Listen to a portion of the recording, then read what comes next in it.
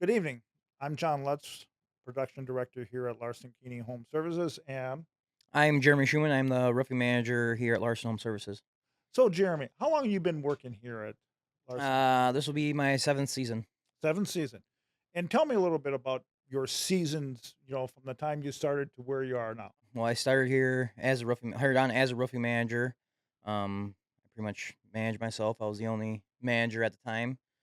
Um, Within those 7 years, or almost 7 years, we have three project managers under me, and I'm actually a full time manager. Where I was actually sitting on jobs before. Um, every day, all day, scheduling, ordering, just pretty much making the world go round for Larson Roofing. That's wonderful. And so tell me a little bit more. What does a normal project look like when we leave the facility early in the morning, and talk about a little bit about the on A site. normal project, on-site project looks like we will get on your property right between 6:45, 7 o'clock. Our project manager will show up. He will do a walkthrough with you, ask you questions, answer any concerns that you have. Then the crew will show up between 7:30. As the crew is showing up, our project manager will be unrolling tarps and getting ready for them to be hung up around the house to protect the siding and all the landscaping that is around the house. Um, then once that's all done, they will continue to get on the roof and start tearing off. Once they start tearing off, ABC will show up right between 8:30 with the material. The great thing about it, nothing is on site early, nothing is on site after. All material get there that day. Um, Dump truck gets there that day. There's no dumpsters. So this sounds like a very thorough process Yes, from beginning to end. You'll your crew or the crew will get there. You hardly notice they've been there, correct. which is wonderful. Yes, it is wonderful. How much can you do in a day, or what is a a normal average roof? What does that look like from beginning to end? I mean, our crews are very efficient. I've been with those guys this whole time. It's been the same crew this whole time since I've been here. Between them working and with me working with them, we are very efficient. We've done, on top of my head, the most I can think of we done in one day was between the two crews, almost 110 square. 110 square, and how big is a square? One square is 100 square feet. 100 square feet, so 10 by 10 area. Yes. So, and so once you're on the job site, you have multiple crews. You know, there what goes into building a roof once you tear the roof off, and maybe talk a little bit about what can be surprises underneath that roof, because honestly, you have the asphalt shingles that we work with, but sometimes there's a lot of stuff underneath that. Talk a little bit about what's underneath it, and then how do you rebuild the roof? Um, what's underneath it? It's always full of surprises. I know some of the older homes, you get to the 70s and 80s, they all have that yellow pine plywood. Okay, A lot of times when you can walk the roof all you want and it seems completely normal, but once you tear those shingles off, a lot of that plywood be delaminated. okay, Therefore, you're going to have to redeck it. sure, So that's always a surprise, right. and there's really no way to ever know that until you actually tear the roof open. Sure, and a lot of times you'll even find multiple layers of shingles and hmm even some cedar shake shingles that are from many years ago. Yeah, the worst I've seen was down in Richland Center. We did this house. It had cedar shake, 2 layers of asphalt, plywood on top of that, and then it had two more layers of asphalt. Wow, so that was a heavy load on that roof. Yeah, and you couldn't tell. I mean, it wasn't like the roof was built up. They put new fascia on once they did all that to cover everything up. But yeah, so once we tore off the 2 layers of asphalt, some of the wood was rotten. And it's like, well, crap. There's shingles underneath the plywood. What's going on here? Sure, sure. Um, And once you tear a roof off, what is the code, or what are the expectations before you actually start building the roof itself? Because a lot of times you'll find the old pine boards that have a 1-2 inch gap in them, and you have to cover those up. Talk a little bit about that. yeah. So the slats. A lot of times you see those with cedar shakes. Back in the old houses. Um, yeah, you have to once you get into that, you have to redeck it. You have to. If you don't redeck it, when you put the new shingles on, you risk hitting nails through those gaps. And then the What? shingles And then won't stick. shingles won't stick. The only thing you're relying on is the shingle adhesive itself to stick. Sure. The nails are to absolutely hold the roof to hold the together. roof together. Sure. So odds are you'll probably have 1 row nailed, 1 row that's not nailed. So that's why it's so very important to put that OSB or that Mhm. that decking on top Yes. of that. Yep, to get those shingles nailed down securely. Um, So once you make sure you have a good surface, the either OSB or there's a good surface, then what do you normally put down on to start building the roof itself so before you s ever put the shingles on? so to start building the roof, we put down gutter apron and drip edge on the eave, depends on the pitch of the roof. Once that's down, then we start laying our ice and water. Depending on what roof package you get the USR, you get 6 feet. Get our experience roof, you get 3 feet on the eaves. Um, Once all the ice and water is down, we paper or I'm sorry, once the eave is done, then we start in our valleys with our ice and water, um, and the rakes if you get the USR. Once all the ice and water is applied, then we um, start papering. And once the paper is completely on, um, start adding starter and start shingling. Sure. And so there's a lot of different roofing companies out there, and the way to build a roof comes in many different shapes and sizes when it comes to the actual product is that you can use. So talk a little bit about how we do it and how we do it the best way. How we do it the best way? Because really what we do is we make sure we use the a very high end product. We make sure to cover all the bases on that.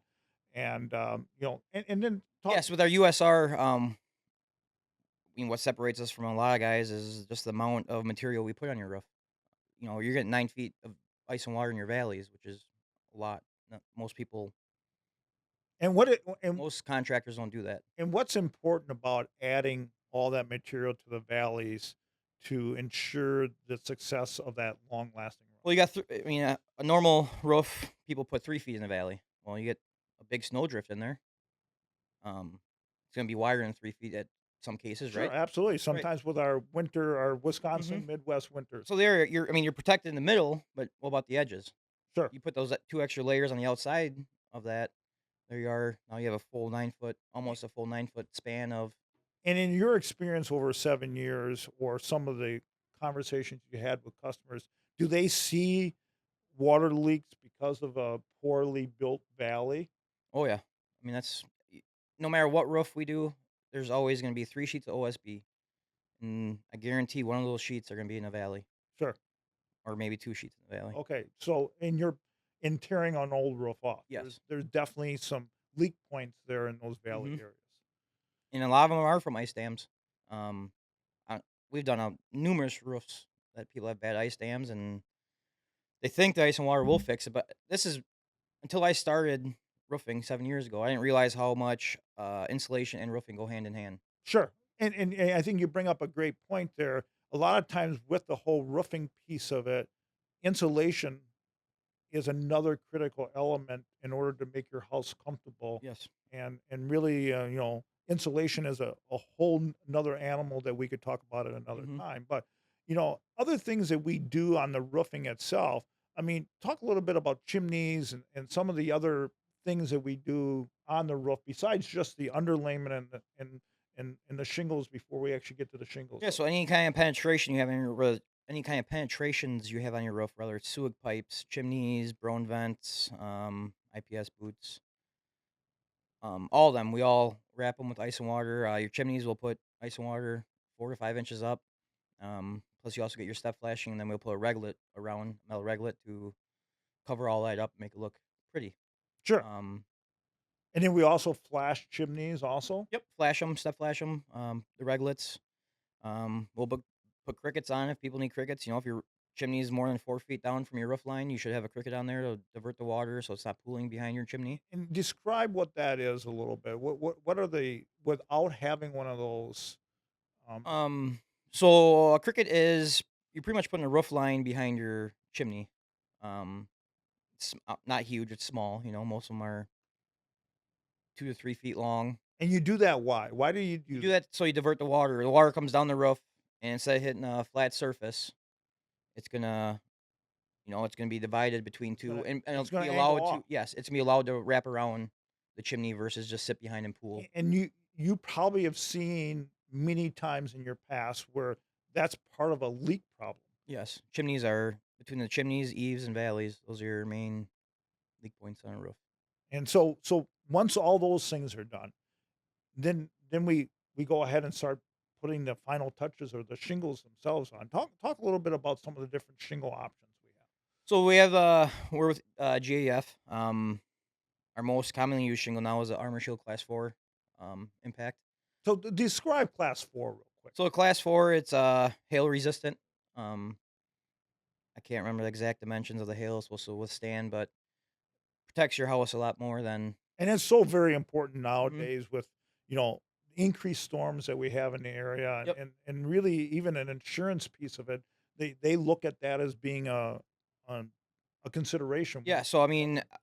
before this, early this spring, we had that big hailstorm come through Edgerton, Evansville, Yep. down there, and we actually the week before, we put a armor shield on the roof down there in Evansville, and we went there the day after, and there was not a mark on his roof. That's really incredible to think that And we could put a roof on and have a hailstorm that really, made a mess of the town, mhm, and we our roof stood up right. No, I mean, obviously, the homeowner wasn't happy about it because he got his roof done just just before before the that, so hailstorm, right? he had to pay out of pocket. It wasn't an insurance claim or nothing like that, but, um, yeah, I mean, every house around him has been replaced, and he has not been his roof doesn't have to be replaced because the Sure. shingles held up so good to that hail. And with that being the case, there's an extra value or price to go with that. Yeah, they are a little more. I'm the type of guy who's gonna pay a little more just because I believe, why not pay a little more to Oh, have yeah. a better value and get um what you get out of it. It's Oh, yeah, definitely worth the investment. I mean, your roof protects your house, protects everything inside your house. Um, it's kinda when you're out shopping, do you get yourself a really nice car or a nice right, truck or something that's a little less than that? right, And, you really when you're out there shopping around for that roof, you want something that's gonna hmm last, that's gonna, hold up to the weather, between, the wind and the hail and just the storm or the storms and the snow you talked about earlier. right. So with that all being said, um, you know, you mentioned about the different shingles. We also have an F-wave shingle that we also offer to customers. Talk a little bit about the F-wave. Yeah, so we have a F wave that's also class 4 hail resistant. I have not gone back to see what one looks like after a storm. We haven't really Mhm. done one in a storm area yet. Um, but man, they're slick. They look awesome. Um, In part of our, demo of an F-wave rough, we've actually talked about the fact that you can mark up a shingle, an mhm. F-wave shingle, and the sun will naturally heal that back together. Yeah, so it actually puts it. The mark will still be there. So I took some shingles home and I scratched the crap out of them. I mean, I left them out for days. Obviously, the deeper the gouge was, it took a little longer for it to get retain its color. Sure, But yeah, as soon as you mark it, you leave it out in the sun on a good hot day, and it goes back to its natural color. There'll natural be a color. big white mark at first, and then It'll it heal itself. it heal itself. Yeah. Basically heals Yes. itself, which is, rather unique versus any other shingle that's out Yeah. there. Any other asphalt shingle, you go on a roof on a hot day, and if you scuff it up, you're replacing that shingle. Right, You're not asphalt. If you somehow scratch it, I mean, for one, you can't scuff them. right. Asphalt, if it's hot, you can take your boot, you can go up there, step on it, turn. Yep, It's gonna be ruined. absolutely. F wave, there's nothing like that. And another thing that, here at Larson County Home Services is we've added a new product, Go Nano, this spring, which helps protect your asphalt shingle and prolongs that life of that shingle. What can you share with us about your experience or your knowledge of the Go Nano product at this time? Um, Obviously, we're still very new with Go Nano, so I've limited experience with it. Sure. Um, hasn't even been a year yet.